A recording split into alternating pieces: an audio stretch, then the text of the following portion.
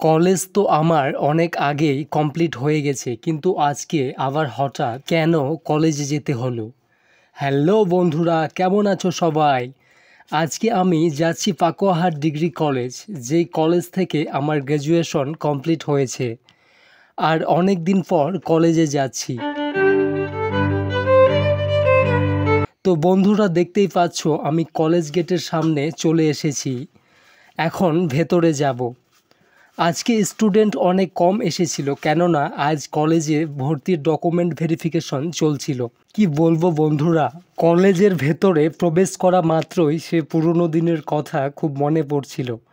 বন্ধুদের সঙ্গে ক্লাস করা, আড্ডা দেওয়া, খেলাধুলা করা, সেই স্মৃতিগুলো।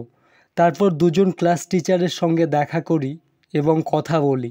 আসলে তারা আমাকে এখনও ভোলেননি। আমাকে দেখতে পেয়ে ডাকেন এবং কথা বলি। আর হ্যাঁ, আমি আজ কলেজে কেন এসেছিলাম সেটা তো বলাই হয়নি। আসলে আমার বোন এই কলেজে এবার নতুন ভর্তি হলো, তার ডকুমেন্ট ভেরিফিকেশনের জন্যই কলেজে আসা। তো তোমরা কে কে এই কলেজে পড়ো বা পড়েছো অবশ্যই কমেন্ট করে জানাও। আর এই মিনি ব্লগটা ভালো লাগলে অবশ্যই ভিডিওটিতে একটা লাইক দাও।